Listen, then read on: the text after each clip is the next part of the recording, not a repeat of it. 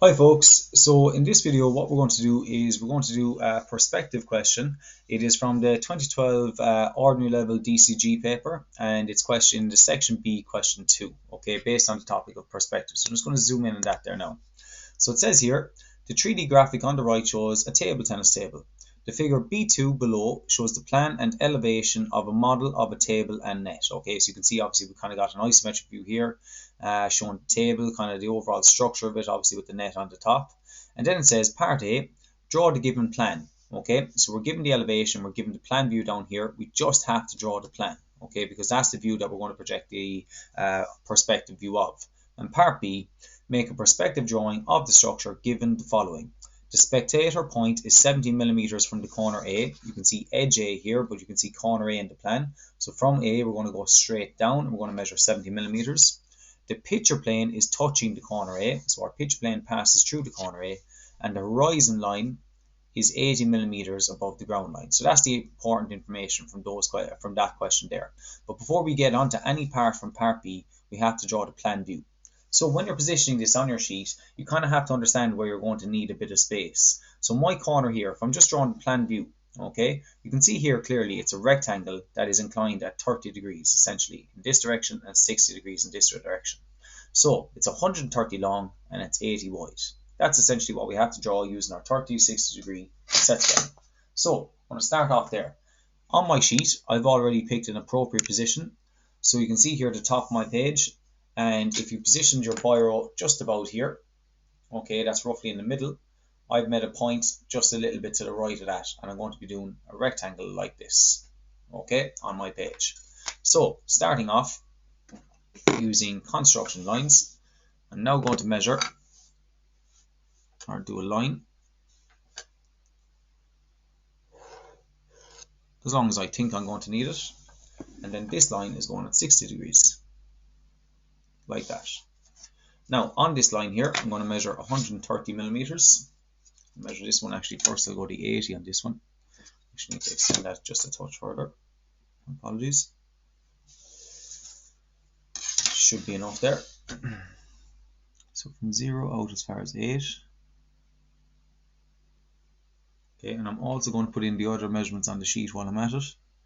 So from the 80, there's a 10 millimeters back. There's also 10 millimeters in, and then half of 80 is 40. I'm going to put those in. You can see all those measurements there. And now I'm also going to measure 130 as well. So from 0 out as far as the 13, just bang on there. And I'm going to mark 65 as well, which is a half of 130. So with those done, I'll actually put in this line here now.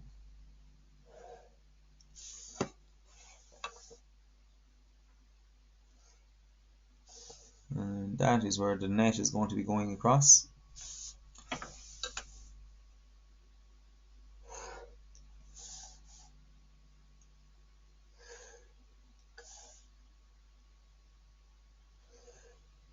There we go. So you have it, folks. That there is the plan view drawn. It's just a case now of heavying in correct information.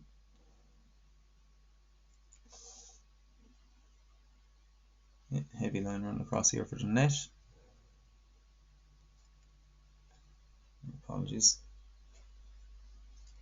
I was just slipping there ever so slightly on that one when I did it a minute ago. Just based on my construction.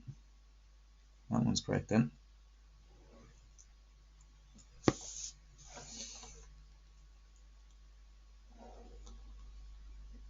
You can see there now.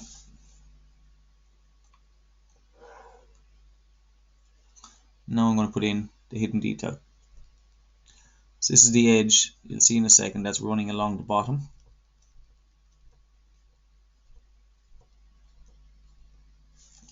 This is the ridge running through the middle of it.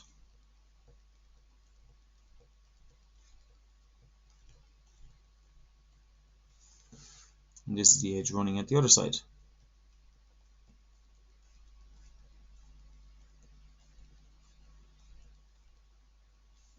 There you go. There is our plan view already completed. And just to show you where those hidden details are, is because you can see them down here in the plan view, this one, and this one. That is essentially this edge, which we don't see because when we're looking down on top of it, we can't see this ridge, we can't see this edge and this edge running through it, and you can see them here in the elevation. The only reason we really need the elevation is because we're going to need it for our heights later on. But now what we're going to do is we're going to locate the spectator, set up our picture plane and our vanishing points, and then we're going to set up our horizon line. Okay, so it says our spectator from corner A, which I'm now going to identify. Corner A is right here. From corner A, I'm going to measure down 70 millimeters for my spectator. So from here down to about there, using a little bit of maths here now, 12 down as far as 5 will be 70. So there's my spectator, usually identified. A little cross there, I'm going to label it with an S.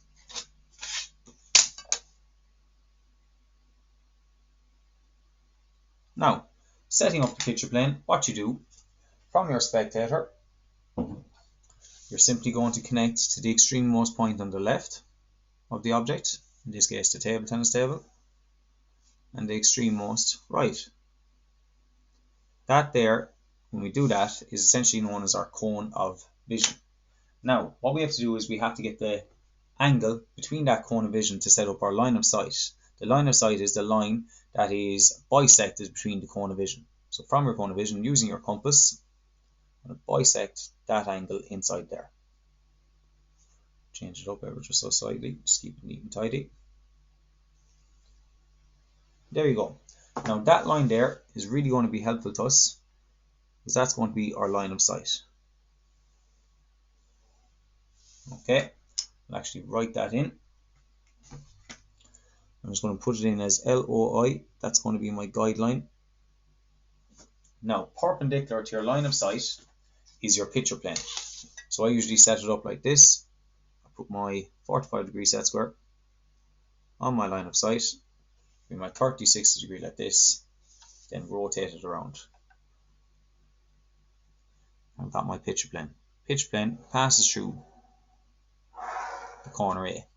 Okay, I'm just thinking, yeah, so I'm going to write P there for picture plane. Okay, now before we move on any further, setting up our ground and our horizon line, what we're going to do is we're going to set up for our vanishing points. Our vanishing points are going to be parallel to the faces of the object. So this face was running at 60 degrees, so from my spectator, I'm going to now go at 60 degrees, and from the spectator at 30 degrees.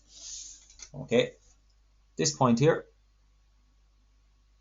and this point here are going to help me locate my vanishing points in a minute on my horizon line when I find them. But as you can see, this edge, this line here is parallel to this face, this line here is parallel to this face. Now, a little trick I usually get my students to do inside in class, when they get to this point, I get them to set up their T-square so that it's in line with the picture plane. So it requires then obviously just removing the masking tape that you have, the sheet or whatever it is, clips that you're using, tape down. Taking that off obviously wherever you have it positioned. So move it around here now. Then I'm going to move the sheet. I'm going to rotate it until my T-square is in line with the picture plane. Just make sure you're 100% on the money. Yeah, I'm happy with that there now. Now that it's in line, retape down your sheet, or obviously reclip it, whatever you're using to secure your sheet to the page, or sorry, to the board. This point here. And then finally, this point over here. So there we have our picture plane set up. Now, the next thing we're going to set up, so I'll pull this down ever so slightly. There we go. The next thing we're going to set up is our ground line. Now the ground line, okay, can be positioned anywhere at all. I usually position it a good distance below the spectator, and our horizon line is 80 millimeters above the ground line. So from the spectator, you can see I'm going to go right down almost to the bottom of my page here. Just position that so it's, there we go, nice and level on our screen. Okay, just move the mouse there. Right, so from the spectator, I'm going to set up my ground line. It could be up here, it could be down here, it could be down further. It's your choice entirely. I'm going to set it up just so it just fits inside the page. There is my ground line. I'm going to title it GL. And then finally, from the ground line, I'm going to now measure up 80 millimeters. And I'll find my horizon line. And on the horizon line is where you're going to have your two vanishing points. So I've measured up 80 from my ground line. I'm now going to put in my horizon line. Lighter line for the horizon line, HL. And then from the pitch plane, where those points were, I'm going to project those down and down. And there you have it. I have now located VP1 and VP2. Okay, quite a bit involved in the setup for these perspective questions. Now I'm going to start actually building that structure. We've done a lot of the hard work. So corner A is touching the picture plane. So where corner A is touching the picture plane, I can take that as a true height. So I'm going to project down corner A. Now corner A is on the ground, but it also has a height, and I'm going to relate to that on the sheet. So zooming in here. As I said, corner A was on the ground, but it's that front edge here. And I can see that front edge there, which is like, if I just show you over here, that's where corner A is. And the front edge I want to get is there. Okay, that's the edge I want to get. And I can see that edge there has a height of 40 millimeters. Okay, I'm going to start off by drawing in this whole structure here and also this structure here. Now, I'm not going to put in the triangle. You can see we've obviously got a triangle here. I'm not going to put in that just yet. I'm going to start by drawing this structure and this structure. And it's also going to identify to me this top surface and this top surface before I put in the triangular structure. So that's what I'm going to do there now. So from corner A, I'm going to project back. This face is running in this direction. So from A, I'm going to go back to VP2.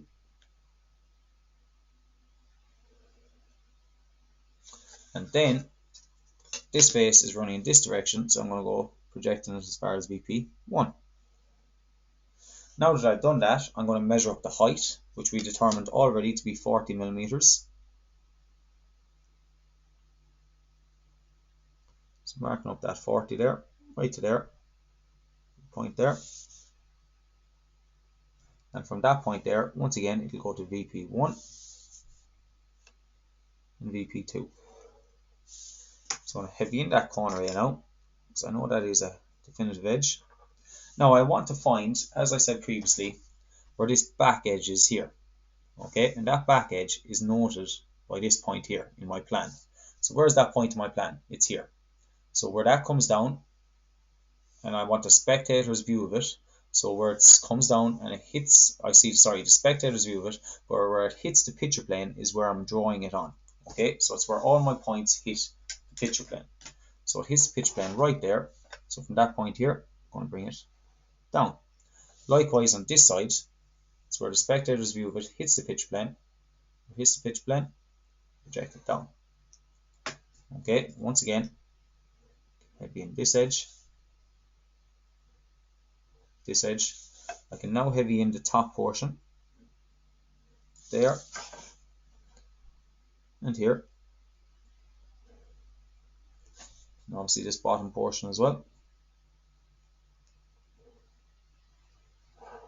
Okay, there we have that portion. And now what we're going to do is we're going to heavy in the back section or the top surface of the table. So this is running in this direction, this line is running in this direction. So this one here will go to VP1. And this one here will go to VP2. Okay, that's kind of the back of the table. I'm not going to heavy it in fully just now, just to give you an overall idea of it. So I still have to put in the net. Okay, so that's the back surface. Now the next section I'm going to focus on is the triangular portion. So the triangular portion is from here. This is on the ground, this is on the ground. This is the top ridge that's running through it. So if I want to get the spectator's view of that, I have to bring all these points down to the spectator. And I usually just stop them at the pitch plane. Okay, now where every one of them hits the pitch plane, I'm going to bring them down. So that's that one there. This one's going to be down here somewhere. Likewise with this one. And what's helpful to me, those two that are on the ground, I can heavy that one as far as there, and this one to here. Okay, but I have to find the height of this one. Now, the height of that section, if I just zoom in here, the height of that section in there you can see is 30 millimeters. Okay, now I'm actually going to measure that from corner A. The reason I can measure it from corner A is because if you remember, corner A is touching the pitch plane. So any height or any line any height that's on that surface, I can measure from corner A. As I measured up here, 40 millimeters up to there.